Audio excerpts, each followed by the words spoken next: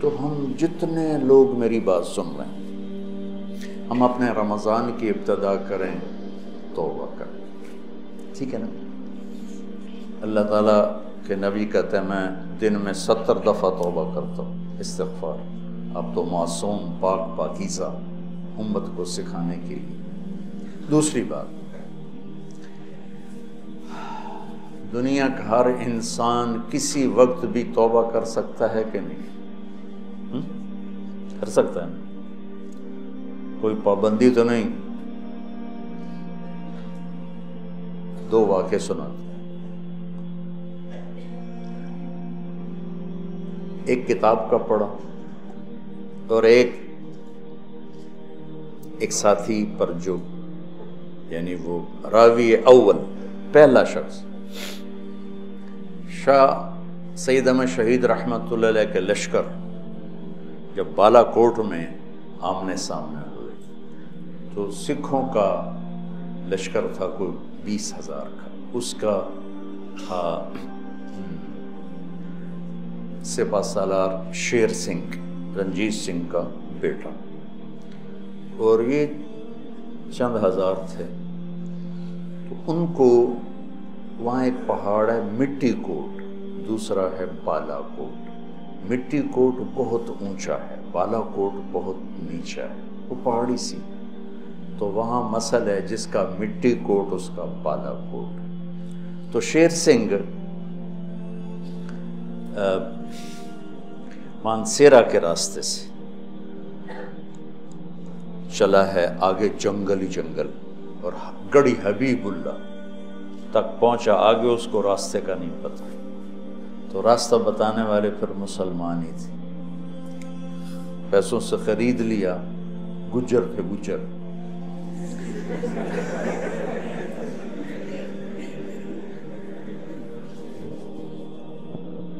تو وہ تو ہر قوم میں اچھے برے تو ہر قوم میں ہوتے ہیں، ویسے تاریخ بتا رہا ہوں تو میں کہتا ہوں ہر چیز بتاؤں، یہ تاریخ کے طور پہ بتا رہا ہوں نہ کہ برائی کے طور پہ۔ تو گجروں نے راستہ بتایا اور مٹی کوٹ پہ لے آئے، بالا کوٹ بیچ میں کھیت ہے جس میں پانی لگا ہوا تھا اور چاول کی فصل تھی۔ تو جب ادھر شاہ صاحب کا لشکر آیا اس کنارے پر اور سکھوں کا لشکر آیا اس کنارے پر اور جنگ شروع ہونے والی، ایک سکھ نے دوڑ لگائی اور کھیت وہ سمجھے کہ حملہ کرنے جا رہا، اس نے دوڑ لگائی اور چاول کے کھیتوں کو پار کرتا ہوا آ کر شاہ صاحب کے پاؤں میں گر پڑا، اپنا کڑا توڑا، زنار توڑیو کا مجھے کلمہ پڑھا۔ شاہ صاحب نے کلمہ پڑھایا، جنگ شروع ہوئی، پہلا شہید یہ سکھ تھا۔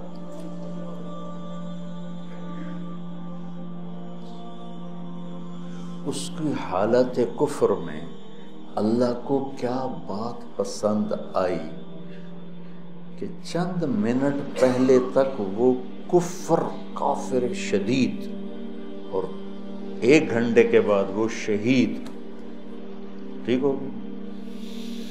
عبدالوحید صاحب رحمۃ اللہ علیہ میرے دوست تھے، گلاسگو میں رہتے تھے، میواتی تھے، پیر محل کی، وہاں مزدوری کرنے گئے، ایک انگریز کے نوکر ہو گئے، اس کی 20 سال نوکری کی، پھر اللہ نے وسعت دی، اپنا کام کر لیا۔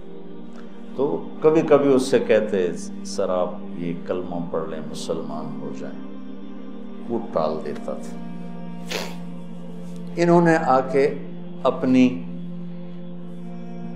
جو تجارت چلائی اس میں مگن ہو گئے، رابطے گم ہو گئے۔ کئی سال کے بعد، کوئی 10-15 سال کے بعد انہیں فون آیا کہ میں تیرا پرانا باس بول رہا ہوں، میں فلاں ہاسپٹل میں ہوں، مجھے آ کے ملو۔ وہاں کوئی بیٹا بیٹی تو ہوتا نہیں ان کی تیمارداری کے لیے، تو ہمیں اللہ نے ایسا ماحول دیا ہے۔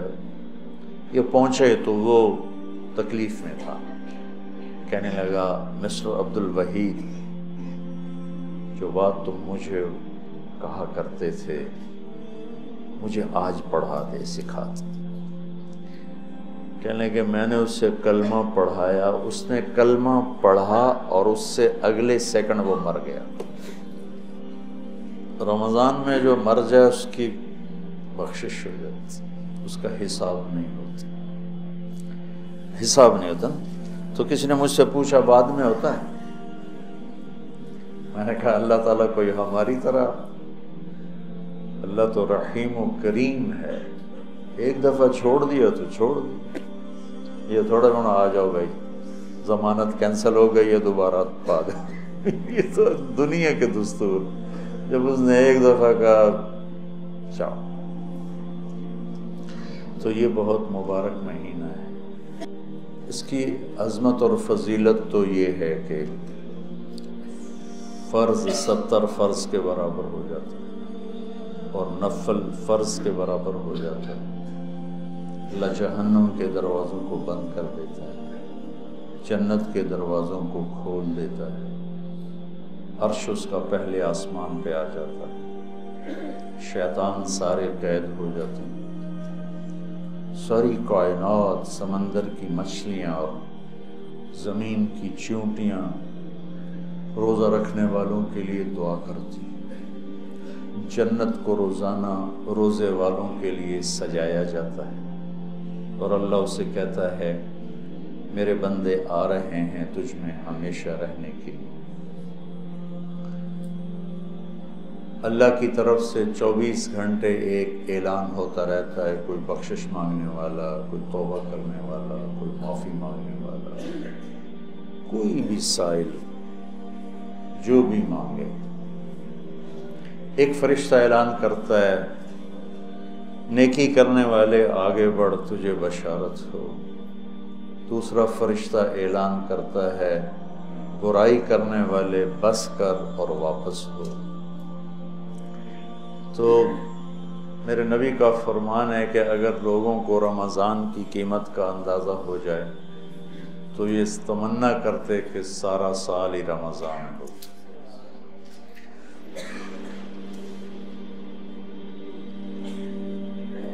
ٹھیک ہو؟ یہ تو آپ کو نے دو غیر مسلموں کی بات سنی۔ من کان آخر کلامہ لا الہ الا اللہ دخل الجنہ۔ مولوی شاہد صاحب کے بھائی ساری زندگی کمیونسٹ رہے اور دہریہ ٹائپ ہو گئے اور اسلام کے خلاف شاعری بھی کی، کتابیں بھی لکھی، اور مرنے سے پہلے 3 دفعہ کلمہ پڑھا۔ مولوی شاہد صاحب نے خود بتایا کون سی بات اللہ کو پسند آئی کہ اس کے سارے کفریات کے باوجود ایمان کو سلب نہیں فرمایا۔ اس ایمان والی ماں سے پیدا ہوا تھا۔ ایک سٹیج کا اداکار تھا، یہ جواد وسیم صاحب کا واقعہ، وہ ہر عیب میں سب سے آگے تھا، اور ہم کہتے ہیں ماشاءاللہ نماز پڑھتے موت آئی، قرآن پڑھتے موت آئی، اللہ کے راستے موت آئی۔ وہ سٹیج پر اداکاری کر رہا تھا اور دل کا اٹیک ہوا اور گر پڑا، اٹھا کے پیچھے لے گئے تو اس نے زور زور سے کلمہ پڑھنا شروع کیا اور کلمہ پڑھتے پڑھتے مر گیا۔ موت کہاں آئی؟ سٹیج پر، جو انتہائی غفلت کی، نافرمانی کی جگہ ہے، اور ہر عیب، ہر کبیرہ گناہ۔ اور جب میں کوئی چھٹی نہیں دے رہا ہوں، میں ایک بات کرنا چاہتا ہوں جس پر کہ میری طرف سے کوئی اجازت نہیں کہ جو مرضی کرو ہوتے، اللہ اخیر تک کلمہ وہی پڑھتا ہے جس کو اللہ پڑھواتا ہے۔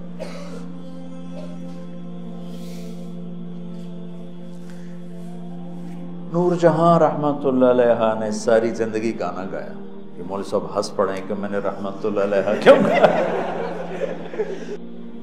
تو میں نے اس بیچاری کو رحمت اللہ علیہ کہا تو وہ مجھے ایسے دیکھنے لگی۔ وہ 27 رمضان تھی اور جمعہ کی رات تھی، بتاؤ خود کوئی اختیار کر کے مر سکتا ہے؟ ساری زندگی گانے میں گانا کوئی اچھا کام نہیں، شریعت گناہ ہے، لیکن وہ کیا ایسی خوبی کی مالک تھی کہ شب قدر، شب جمعہ، اس میں اس کی موت آئی۔ تو آپ اللہ کی رحمت کو شاید ہم سمجھتے ہی نہیں۔ اس ساری میری بات کا خلاصہ یہ ہے کہ جب ہر انسان کافر ہو، مسلم نافرمان ہو، عمل کے لحاظ سے، عقیدہ کے لحاظ سے، ہر لمحہ اس کی توبہ کی توقع ہے کہ نہیں ہے؟ شاید توبہ کرنی چاہیے۔ تو جب ہم نہیں جانتے کہ یہ کب توبہ کر لیں، تو پھر کسی سے نفرت کرنے کا جواز ہے؟ میں آج ایک کو دیکھتا ہوں شراب پی رہا ہے، چلو تو میں آپ بیتی سناتا ہوں۔ جنید جمشید رحمۃ اللہ علیہ کو میں نے دیکھا ٹی وی پر ڈانس کر رہا تھا، اور 10-12 لڑکیاں اس کے ساتھ ڈانس کر رہی تھیں، تو میرے جی میں آیا اس کو تو ہدایت مل ہی نہیں سکتی۔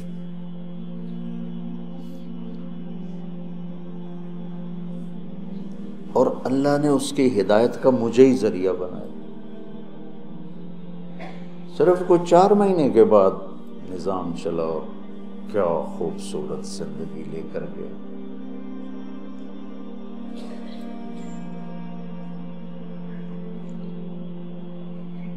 تو جب ہر انسان کے بارے میں ہر وقت یہ توقع ہے کہ یہ توبہ کر سکتا ہے، تو پھر کسی بھی انسان کو مسلم، کافر، حقیر سمجھنے کا کوئی جواز ہے؟ آج وہ یہ کر رہا ہے اور رات کو توبہ کر لے، وہ کل توبہ کر لے، وہ موت کے آخری لمحے میں توبہ کر لے، تو میری حقارت تو مجھے گرا دے گی اور وہ جنت کے مزے کر رہا ہو۔